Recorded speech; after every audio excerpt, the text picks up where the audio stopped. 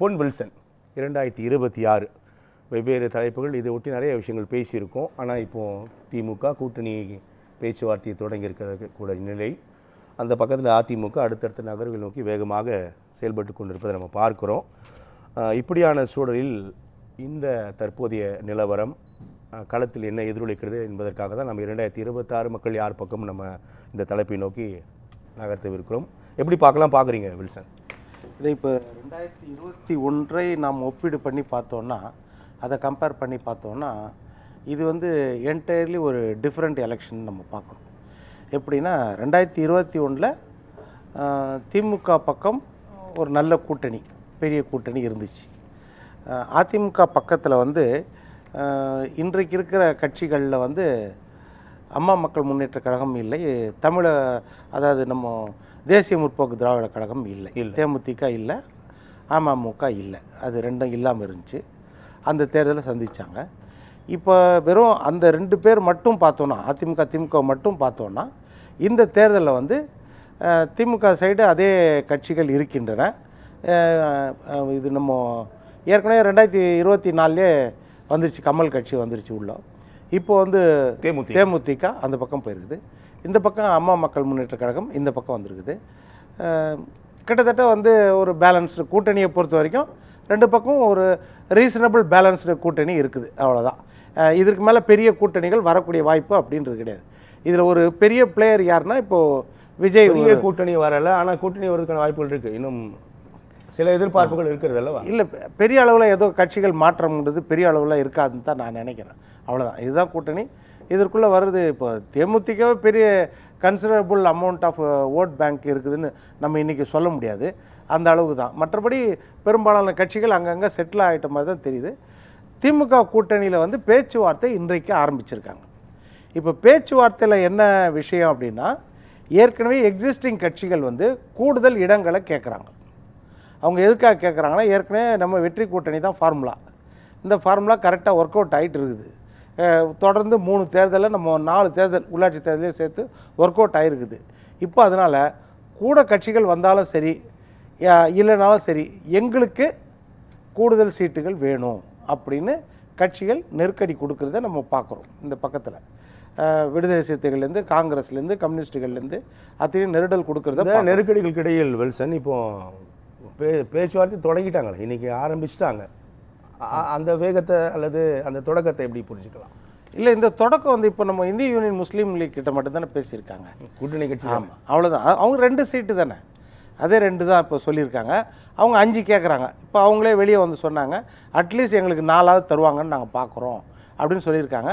இப்போ அவங்களாம் வந்து ஓரளவுக்கு பேச்சுவார்த்தையில் ஒத்து வந்துடும். நான் தான் சொன்னேன், இப்போ விடுதலை தொடங்கிட்டாங்கன்ற அடிப்படையில் நீங்கள் சொல்லுங்கள். தொடங்கிட்டாங்க. விடுதலை சிறுத்தைகள், கம்யூனிஸ்ட்டு, அப்புறம் காங்கிரஸ். இதை இப்போ காங்கிரஸ் 8 மணிக்கு என்னமோ கேசி வேணுகோபால் சந்திக்கிறதா இருக்கிறாருன்னு நினைக்கிறேன்.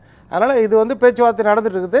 அது இணக்கமாக இருந்தாலும் சரி, இல்லை 2வது கட்டம் 3வது கட்டம் கூட பேச்சுவார்த்தை நடக்கிறதுக்கு வாய்ப்பு இருக்குது, இல்லைன்னு சொல்லல. நிறைய விஷயங்கள் இப்போ அரங்கேறும். இப்போ அதிமுக சைடில் வந்து எப்படின்னா, ஏற்கனவே இல்லாத கட்சிகள் கூட்டணியில் வந்து கூட்டணி பிரிஞ்சு மறுபடியும் சேர்ந்துருக்குது. அப்போ சேரும் போதே ஓரளவுக்கு வந்து தொகுதிகள்லாம் சொல்லி தான் சேர்ந்துருப்பாங்க, எத்தனை எண்ணிக்கைன்னு. தொகுதி ஐடென்டிஃபிகேஷன் வேணால் பெருசாக இருக்காது ஒழிய ஓரளவுக்கு சொல்லியிருப்பாங்க, வெளியே சொல்ல மாட்டாங்க. இப்போ இங்கே கூட தேமுதிகவுக்கு சொல்லிட்டு இருப்பாங்க, தேமுதிகவுக்கு மட்டும் புதுசாக வர்றதால உள்ள அவங்களுக்கு சொல்லியிருப்பாங்க. இப்போ நம்ம பிரேமலதா அம்மாவே என்ன சொன்னாங்க, நாங்கள் சொல்லக்கூடாது, அவர் முதலமைச்சர் தான் அதை அறிவிக்கணும் அப்படின்னு சொல்கிறாங்கன்னா, அப்போது பேசியாச்சுன்னு தான் அர்த்தம். அது மற்றபடி இருக்கிற கட்சிகள் இப்போ கூட கேட்கும்போது தான் பேச்சுவார்த்தை நடத்த வேண்டியதாக இருக்குது. அது ஒரு பக்கம். இந்த மாதிரி இந்த 2 கட்சியும் ஈக்குவலாக இருக்குது. ஆனால் என்ன ஒன்றுனா, இப்போ அதிமுக சைடில் பேச்சுவார்த்தை ஓரளவு முடிந்துட்டு இருக்கும், வெளியே சொல்லியிருக்க மாட்டாங்க. ஏன்னா வெளியே வந்த கட்சிகள்னால வரும்பொழுதே பேச்சுவார்த்தை நடந்திருக்கும், அது ஓரளவுக்கு முடிஞ்சிருக்கும். அதை வெளியே சொல்லாததால் தான் அவர் வந்து நேராக பிரச்சாரத்துக்கு கிளம்பிட்டார். மறுபடியும் வந்து 3வது சுற்று பிரச்சாரத்துக்கு கிளம்பி இன்றைக்கும் பிரச்சாரத்தில் மாதவரத்துலேயும் பிரச்சாரத்தில் இருக்கிறாரு எடப்பாடி பழனிசாமி, அந்த கூட்டணி தலைவர். அதனால் என்னென்னா, இப்போ 2 பக்கமும் கூட்டணி இருக்குது. ஆனால் என்ன பிரச்சனைனா, இந்த கூட்டணியை தாண்டி, இந்த கூட்டணி கட்சிகளை தாண்டி களம் என்பது வேறு. அதுதான் நானும் கேட்க வந்தேன் திரு வில்சன். இப்போ கூட்டணி கணக்கு வழக்குகளை தாண்டி மக்கள் யார் பக்கம் அப்படின்றது கூட்டணி ஒரு பெர்ஸ்பெக்டிவ் தான். ஆமாம், கூட்டணிக்காக மட்டுமே மக்கள் வாக்களிக்க மாட்டார்கள். அதுதான் நம்ம முக்கியமாக கவனத்தில் கொள்ள வேண்டிய விஷயம். அதுதான் ரொம்ப முக்கியமானது. போன தடவை கூட்டணியில் வந்து 53% 2019 எடுத்த இன்டாக்ட் திமுக கூட்டணி அதே 2021 சட்டமன்ற தேர்தலில் நாடாளுமன்றத்திலேருந்து சட்டமன்றத்துக்கு வரும்பொழுது 45% தான், கிட்டத்தட்ட 8.5% குறைஞ்சிருச்சு. இது தெளிவாக பார்க்கணும். காரணம் என்ன, எதனால் குறைஞ்சிது அப்படின்றது பார்க்கணும். அப்போது சட்டமன்றத்தை வேறு மாதிரி அணுகிறாங்க மக்கள், நாடாளுமன்றத்தை வேறு மாதிரி அணுகிறாங்க தமிழ்நாட்டு மக்கள். இதில் வித்தியாசம் நம்மளுக்கு தெரியுது. அதே மாதிரி அதிமுக கூட்டணி எடுத்துக்கிட்டிங்கன்னா அந்த 2019 அதிமுக கூட்டணி வாங்கின ஓட்டு 30% தான், திமுக 53%, கிட்டத்தட்ட 23% ரெண்டு கூட்டணிக்கும் வித்தியாசம் இருந்துச்சு. அதே 2 வருஷம் கழித்து சட்டமன்ற தேர்தலில் அதே அதிமுக கூட்டணி சந்திக்கும் போது பிஜேபி கூட இருக்குது, இத்தனைக்கும் தேமுதிக வெளியே போயிட்டு சந்திக்கும் போது 30% என்றது 40% மாறுது. ஒரு 10% அதிமுக கூட்டணிக்கு அதிகமாக வந்திருக்குது. அது ஒரு ஆச்சரியத்தை தரக்கூடிய விஷயம் தான். ஏன்னா 10 வருஷம் ஆன்டி இன்கம்பன்சி இருக்கும், அதிமுக எதிர்ப்பலை இயற்கையாக ஓரளவு இருக்கும். அந்த எதிர்ப்பலையிலையும் ஒரு 10% அந்த கூட்டணிக்கு கூடியது. அதனால தான் இந்த சட்டமன்ற தேர்தல் போது ரொம்ப வித்தியாசமாக இருக்கும்ன்றது சட்டமன்ற தேர்தல். ஆனால் சட்டமன்ற தேர்தலுக்கு பிறகு நாடாளுமன்ற தேர்தலை பார்க்கும்போது அதிமுக தரப்பு குறைந்ததையும் நம்ம பார்க்குறோம்ல. ஏறக்குறைய 10% வாக்குகளை இழந்திருக்கிறது. அதிமுக தரப்பு பிரிஞ்சிருந்துச்சு, அது ஒன்றா சேர்த்தா அதே 41%, 1% கூடி இருக்குது. 40% வாங்கினாங்க 2021. இப்போ அதிமுக கூட்டணியும் பிஜேபி கூட்டணியும் சேர்த்திங்கன்னா 41% வருது, 1% கூடி இருக்குது. ஆனால் அதே திமுக கூட்டணியில் பார்த்தீங்கன்னா 2019 நாடாளுமன்ற தேர்தலுக்கும் 2024 நாடாளுமன்ற தேர்தலுக்கு கணக்கு போட்டிங்கன்னா கூட 47%, 46.94% தான், 47% நாடாளுமன்ற தேர்தல் கம்பேர் பண்ணும்போதும். அதனால் ஸ்டாலினா எடப்பாடியா அதிமுகவா திமுகவான் போது மிகப்பெரிய சேலஞ்சு திமுகவுக்கு இருக்கிறது. அதை ஸ்டாலின் அவர்களும் உணர்ந்திருக்கிறார். அதனால தான் எந்த கூட்டணியும் சிந்தாமல் சிதறாமல் இருக்கணும்னு தான் அவர் பொறுமையாக எல்லா காய்களும் நகர்த்திட்டு இருக்கார் அவர். இன்னொரு விஷயம் என்னென்னா, ஒரு 5 வருட திமுக எதிர்ப்பு அலை இந்த இடம் இருக்கும், அதிருப்தி அலை இருக்கும், ஆன்டி இன்கம்பன்சி இயற்கையாக வரும். இப்போ இதுவும் சேரும்பொழுது அது திமுகவுக்கு மிகப்பெரிய சேலஞ்சாக இருக்கும். இது ஒரு பக்கம். இப்போ நீங்கள் அதிமுகவுக்கு என்ன சேலஞ்ச் இருக்கும் அப்படின்னீங்கன்னா, அதே ஒரு சேலஞ்சு திமுகவுக்கும் இருக்கக்கூடிய என்ன சேலஞ்சுனா, ஒரு 3வது பிளேயர் உள்ளே வரார் இந்த தடவை. ஏற்கனவே ஒரு 3வது பிளேயர் இருந்தார், நீங்கள் 4வது பிளேயர்னு கூட சொல்லலாம். ஏற்கனவே நாம் தமிழர் இருந்துச்சு, அவர்களது தனி சித்தாந்தம், அவர்களது தனி நோக்கம் தமிழ் தேசியம்ன்றது. அதை நோக்கி கவரக்கூடியவர்கள் சிலர் இருப்பாங்க. அந்த சித்தாந்தத்தை கவர்ந்து அதற்கு வாக்களிக்கிறவங்க சில பேர் இருப்பாங்க. அது மாறாது, அப்படியே இருக்கும். ஆனால் பெரிய அளவில் வளர்ச்சியும் அதில் இருக்காது, ஏன்னா அந்த சித்தாந்தத்தை நோக்கி பயணிக்கிறவங்க. ஆனால் இப்போ தவேகான்றது கவர்ச்சியை நோக்கி பயணிக்கிறவங்க, ஒரு ஜெரிஷ்மாவை நோக்கி பயணிக்கிறவங்க. அப்போது அது யாருடைய ஓட்டை பிரிக்கும், யாருடைய ஓட்டை அவர் பிரித்து யாருடைய வெற்றியை பாதிக்கும், அது அவர்கள் வெற்றி பெறுவார்களானா அது ஒரு பெரிய கேள்விக்குறி, $1 மில்லியன் கொஸ்டின். அது ரொம்ப கஷ்டம்னு தான் நான் நினைக்கிறேன். ஏன்னா களத்தில் வரல அவர். அடுத்தது என்னென்னா, அவர் யாருடைய ஓட்டை பிரிப்பார்கள் அப்படின்றது ஒரு பெரிய கேள்விக்குறியாக இருக்கும். அதிமுகவை பொறுத்த வரைக்கும் என்ன நம்புனா, நம்மளுக்கு திமுக எதிர்ப்பலைகள் ஐயா எம்ஜிஆர், ஜெயலலிதா அம்மா, இந்த இரட்டை இலம், இந்த சின்னம் திமுக ஆளுகின்றதுனா அதற்கு எதிராக போடக்கூடிய வாக்குகள் கண்டிப்பாக இந்த இரட்டை இலைக்கு தான் வந்தோன்னு இவங்க நம்புகிறாங்க. அதனால் களம் மிக சூடாக இருக்குது, மற்ற எந்த நேரத்திலையும் இல்லாமல் ஒரு மிகப்பெரிய சேலஞ்ச். யாருடைய வாக்குகளை பிரிப்பார் அப்படின்றதுக்கு நீங்கள் குறிப்பிடக்கூடிய திமுக எதிர்ப்பு வாக்குகள் முழுமையாக அதிமுகக்கே வந்துடும், அது அதிமுகவுக்கு வந்துடும் சொல்கிறீங்க. இப்போ நீங்கள் அதிமுகவுக்கு வரக்கூடிய வாக்குகளில் கொஞ்சம் பிரிக்கிறான்னா அதை விட திமுக ஆதரவு ஓட்டுக்களில் அதிகமாக பிரிக்கக்கூடிய வாய்ப்பு இருக்குது. இப்போ அதிமுகவுக்கு 10 ஓட்டு வருது, அதில் ஒரு ஓட்டு அவர் பிரிப்பார்னா, திமுகவுக்கு 10 ஓட்டு வருதுன்னா அதில் 3 ஓட்டு பிரிச்சுருவாரோன்னு ஒரு டவுட் வருது. எப்படின்னா 2021 தேர்தலில் காலையில் கருப்பு சிவப்பு சைக்கிளில் போய் ஓட்டு போட்டுட்டு எல்லாம் நம்ம தொலைக்காட்சியெல்லாம் பார்த்தோம். அதாவது விஜய் திமுகவை தான் ஆதரிக்கிறான்னு அந்த பர்செப்ஷனில் ஒரு 1% 2% வச்சுக்கோங்க, நம்ம 10-15 வேண்டாம், 1% 2%னா கூட திமுகவுக்கு போட்டிருக்கலாம் போன தடவை விஜய்க்கு ரசிகர்கள். அந்த ஓட்டு இந்த தடவை அங்கே போகாது. அடுத்தது நீங்கள் எடுத்திங்கன்னா பிஜேபி எதிர்ப்பு ஓட்டுகள், ஒரு கணிசமான ஓட்டுகள் திமுகவுக்கு போகுது இன்றைக்கி. அது திமுகவை பிடிக்குதோ பிடிக்கலையோ, பிஜேபி எதிர்ப்பு ஓட்டுகள் தமிழ்நாட்டில், காங்கிரஸ் ஆதரவு ஓட்டுகள், பிஜேபி எதிர்ப்பு ஓட்டுகள் ஒரு கணிசமான ஓட்டுகள் போகும் காங்கிரஸுக்கு. அந்த ஓட்டுகள் ஸ்பிளிட்டாக வாய்ப்பு இருக்குது.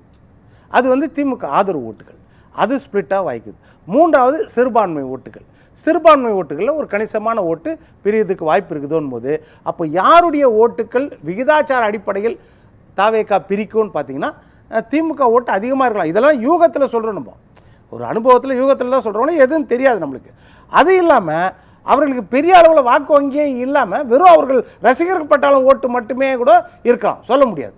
அதனால் அது எந்த ரசிகர்கள் போட்டாலும் ஓட்டு தானே இல்லை, அந்த ரசிகர்கள் யாருக்கிட்டேருந்து வந்தாங்கன்னு கிடையாது. முதல் தலைமுறை வாக்காளர்களாக இருக்கலாம், இல்லை இதுவரை வாக்களிக்காதவர்களாக இருக்கலாம். அவங்க இவங்க ஓட்டு அவங்க ஓட்டை பாதிக்கிறது கிடையாது, அது புது விதமான ஓட்டு தானே. அதனால் அந்த ஓட்டை வரைக்கும் மட்டும் இருக்கலாம். அதனால் இதை நம்ம கணிக்கவே முடியாது. மற்றபடி ஃபீல்டில் களத்தில் எல்லா விதத்துலையும் பார்த்தீங்கன்னா ஒரு பர்செப்ஷன் வைஸ் அதிமுக கூட்டணி கொஞ்சம் வலுவாக இருக்குது, திமுகவுக்கு சேலஞ்சாக இருக்குது. ஏன்னா அதிமுக பக்கம் யாருமே போக மாட்டாங்க அப்படின்னு எதிர்பார்த்தாங்க. எந்த கட்சியும் வரலையே, மெகா கூட்டணி சொன்னார், பிரம்மாண்ட கூட்டணி சொன்னார், எந்த கட்சியும் போலியேன்னு சொல்லும்போது எதிர்பார்க்காத அளவில் ஒரு பிஜேபி கூட யாருமே எதிர்பார்க்கல, ஒரு கூட்டணி வச்சாச்சு. அதற்கு அடுத்தது பார்த்தீங்கன்னா கடைசியாக தேமுதிக அதிமுகவோட தான் வரும்னு பெரும் எதிர்பார்ப்பு இருந்தது அல்லவா, ஆனால் அதிமுகவோட போயிட்டாங்க. இல்லை தேமுதிக ஆரம்பத்தில் தேமுதிக இங்கே இருந்தது தானே, அதனாலதான் கூடுதல் கவனம் அவங்க வெளியே போயாச்சு. கூடுதல் கவனம் கிடையாது. ஏன்னா அவங்களுடைய ஓட்டு சதவீதம் 2021 சட்டமன்ற தேர்தலை எடுத்தீங்கன்னா 0.43 தான். அதே இடத்துல கூட்டணியில் இருந்த அமமுக 2.5% எடுத்திருந்தாங்க. அதே நாடாளுமன்ற தேர்தல் எடுத்தீங்கன்னா 2019 5.5% அமமுக. அப்போ அது ரீசனபிள் பார்ட்டி. இது அவர்கள் அவர்களுடைய சக்திக்கு மேலே எதையோ கேட்குறாங்க அப்படின்ற பொழுது தான் அதிமுகவே அதை கணக்கு போட்டு தான் அதிமுக நீங்கள் பார்த்தீங்க, அதிமுக கூட்டணியில் தான் இருந்தாங்க. பாட்டாளி மக்கள் கட்சி அன்புமணி ஐயா கூட அதிமுக கூட்டணியில் பிஜேபி கூட்டணியில் இருந்தார். அம்மா மக்கள் முன்னே பிஜேபி கூட்டணி, அவங்கெல்லாம் இங்கே வந்தாச்சு. ஆனால் இவங்க என்னென்னா இவங்க சொன்னாங்க பிஜேபி கிட்ட பேசிக்கோங்கன்னு. அப்போ பிஜேபி கிட்ட பேசிக்கோங்கன்னு சொல்கிறாங்கனாலே இவர்களை இங்கே சேர்க்கறதால பெரிய அளவில் கிடையாது. ஏன்னா அந்த தொண்டர்கள் விரும்புகிறாங்க அதிமுகவை, கருப்பு எம்ஜிஆரின் தொண்டர்கள் விரும்புகிறாங்க. ஆனால் தலைமை ஏதோ அவங்க வேறு கணக்கு போடுறாங்கன்னு தெரிஞ்சிச்சு. அதனால தான் பிஜேபி கிட்ட பேசிக்கோங்க, டெல்லி கிட்ட பேசிக்கோங்க. நாங்கள் அது என்ன பேசுனாங்களோ தெரில, இந்த சைடு வந்தாச்சு அப்படின்றது அது ஒரு பெரிய பாதிப்போ இல்லை. திமுகவுக்கு அது பெரிய பலத்தை கொடுக்காது, அதிமுகவுக்கு பெரிய பலவீனத்தையும் கொடுக்காது. ஸோ 2026 அதிமுகவும் அதன் கூட்டணி பக்கம் தான் மக்கள் அப்படின்னு சொல்ல வரீங்க, நான் புரிஞ்சுக்கிறேன். நிச்சயமா நம்ம பேசலாம். வில்சன், திரு வில்சன், மக்கள் தீர்ப்பு தொடர்பாக உங்களுடைய கருத்து. இந்த மக்கள் தீர்ப்பு நீங்கள் எடுத்துக்கிட்டிங்கன்னா பிற கட்சிகள் தான் ஆட்சிக்கு வரும்ன்றாங்க. அவங்க கிட்டத்தட்ட 80% அதுக்கு ஈக்குவலாக தான் திமுகவை சொல்கிறாங்க. இப்போ இதில் ஈஸியாக சொல்லிடலாம், சொன்ன மாதிரி என்னது அதாவது நம்ம நியூஸ் 7 சேனல் ரசிகர்களில் பெரும்பாலும் பிற கட்சிகளை சேர்ந்தவர்களும் திமுகவை சேர்ந்தவர்களும் இருக்கிறாங்க. அதோட இம்பேக்ட் இதில் வருதுன்னு வேணால் நம்ம சொல்லலாம். ஒழிய பெரிய மக்களுடைய எண்ணத்தை பிரதிபலிக்குமான்றது தெரில. முக்கியமான விஷயம் என்னென்னா திமுக ஆட்சியில் யார் திருப்தியாக இருக்கிறா? நீங்கள் தேர்தலில் சொல்லாதது செய்தோன்னு இல்லை, தேர்தலில் சொன்னதில் பெருவாரியான மக்கள் விரும்புகிற ஒரு 20 வாக்குறுதியை சொல்லுங்கள். நீங்கள் செய்துட்டீங்க, ஒரு 20 வாக்குறுதி சொல்லுங்கள். விவசாயிகளுக்கு 33வது வாக்குறுதியாக சொன்னீங்க, நாங்கள் வந்தோடனே விவசாய கடன் தள்ளுபடி பண்ணுவோன்னு. இன்னைக்கு வரைக்கும் நீங்கள் தள்ளுபடி பண்ணல. அதே மாதிரி 152வது வாக்குறுதியாக நாங்கள் வந்தோடனே கல்வி கடன் மாணவர்களுக்கு தள்ளுபடி பண்ணுவோம், நீங்கள் இன்னைக்கு வரைக்கும் தள்ளுபடி பண்ணல. 221வது வாக்குறுதியாக கொடுத்தீங்க, நாங்கள் வந்தால் மாத மின் கணக்கீடு, மாதம் மின்சாரத்தை கணக்கிடுவோன்னு 221 கொடுத்தீங்க. அதனால மாதம் 6000 மிச்சமாக, வருஷத்துக்கு 6000 மிச்சமாகும், நீங்கள் இன்னைக்கு வரைக்கும் கொடுக்கல. அதே மாதிரி 231வது வாக்குறுதி 20,000 மெகாவாட்டை இன்க்ரீஸ் பண்ணி காற்றாலை மின்சாரம், அப்புறம் சூரிய மின்சாரம், நீர் மின்சாரத்தை இன்க்ரீஸ் பண்ணி மின்சார கட்டணத்தை குறைப்போன்னு சொன்னீங்க. 3 முறை ஏற்றிட்டீங்க மின்சார கட்டணத்தை. 487வது வாக்குறுதியாக சொன்னீங்க சொத்து வரியை உயர்த்த மாட்டோன்னு சொன்னீங்க, சொத்து வரியை உயர்த்தியாச்சு. அதே மாதிரி ரேஷனில் 3 LED பல்ப் கொடுப்பேன், 1 கிலோ சர்க்கரை இலவசமாக கொடுப்பேன் நீங்கள். அதே மாதிரி பண வெல்லம் கொடுப்பேன், கருப்பட்டி கொடுப்பேன் நீங்கள். அதே மாதிரி உளுத்தம் பருப்பு போடுவேன் நீங்கள். இன்னைக்கு வரைக்கும் எதுவுமே செய்யலை நீங்கள் ரேஷனில். இதற்கு மேலே பார்த்தீங்கன்னா பகுதி நேர ஆசிரியர்கள் அவர்களுக்கு நிரந்தர வேலை கொடுப்பேன் நீங்கள். டெட் எழுதின ஆசிரியர்கள் 2013 20,000 பேர் நிரந்தர வேலை கொடுப்பேன் நீங்கள். அதே மாதிரி இடைநிலை ஆசிரியர்கள் சம வேலைக்கு சம ஊதியம் கொடுப்பேன் நீங்கள். இன்னைக்கு வரைக்கும் கொடுக்கல. அதே மாதிரி அங்கன்வாடி பணியாளர்கள், சத்துணவு பணியாளர்கள், தூய்மை பணியாளர்கள் 153வது வாக்குறுதியும் 285வது வாக்குறுதியாக நீங்கள் என்ன கொடுத்தீங்க? அவர்களெல்லாம் 10 வருஷம் முடிஞ்சிருந்தா நிரந்தர வேலை கொடுப்போம், நீங்கள் இன்னைக்கு வரைக்கும் அது நிரந்தர வேலை கொடுக்கல. இந்த மாதிரி சொல்லிட்டே போலாம். கேஸுக்கு 100 ரூபாய் மானியம் கொடுப்பேன், இந்த பின்னணியில இன்னைக்கு வரைக்கும் கேஸுக்கு 100 ரூபாய் கொடுக்கவே இல்லையா? அப்போ இது இல்லாம நீங்க என்ன செய்றீங்க? குப்பைக்கு வரி விதிச்சிட்டீங்க, குடிநீருக்கு வரி விதிச்சிட்டீங்க, பால் பொருட்கள் விலையை உயர்த்திட்டீங்க. இதுக்கு மேல சட்டம் ஒழுங்கு பிரச்சனை எக்கச்சக்கமாகுது, கஞ்சா கலாச்சாரம், போதை கலாச்சாரம் எக்கச்சக்கமாகுது. இதற்கு மேல பாத்தீங்கன்னா பெண்கள் மாணவிகள் மிகப்பெரிய அண்ணா பல்கலைக்கழகத்தில் என்ன பாலியல் வன்கொடுமை நடந்துச்சு பார்த்தீங்களா? துரிதமாக நடவடிக்கை எடுக்கப்பட்டு தண்டனைக்குள்ளாக்கப்பட்டாரே. இல்லை, யார் அந்த சார்? அது இன்னைக்கு வரைக்கும் கேள்விக்குறி இல்லை. அதே மாதிரி 25 கஸ்டடியல் டெத்து. அதாவது மாநில தலைவர் ஆம்ஸ்ட்ராங், ஒரு கட்சியின் அகில இந்திய தலைவர், அவர் வந்து பட்ட பகலில் வெட்டி கொல்லப்படுகிறார். இன்னைக்கு வரைக்கும் அதுல என்ன நடந்துச்சுன்னு தெரியல. இதே மாதிரி தொடர்ந்து அதே மாதிரி ஜாதிய கொடுமைகள் இன்னைக்கு வரைக்கும் மாணவர்கள் கையில வந்து பையில வந்து புக்கு தான் எடுத்துன்னு போனோம், ஆனா அருவாளை எடுத்துன்னு போறோம் 8ஆம் வகுப்பு மாணவனே நெல்லையில. அதே மாதிரி கனிம வள கொள்ளை, அதுல பாத்தீங்கன்னா மொரப்ப நாடுல விஏஓ கொல்லப்படுகிற அலுவலகத்திலே.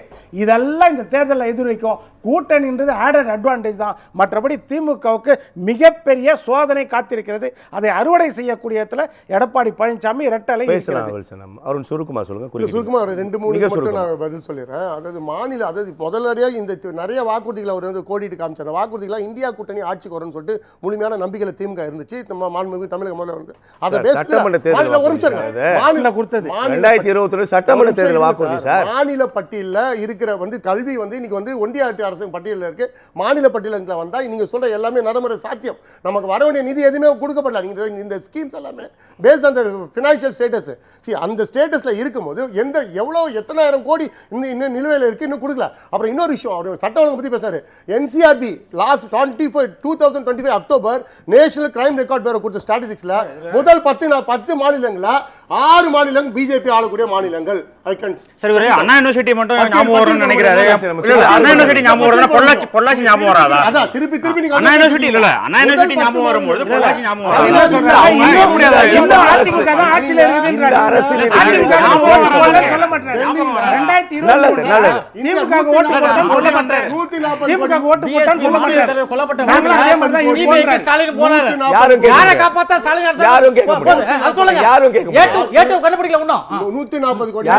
இந்திய நாட்டுல 8 தீவிரவாதிகள் இன்னைக்கு பிடிச்சிருக்காங்க திருப்பூர்ல.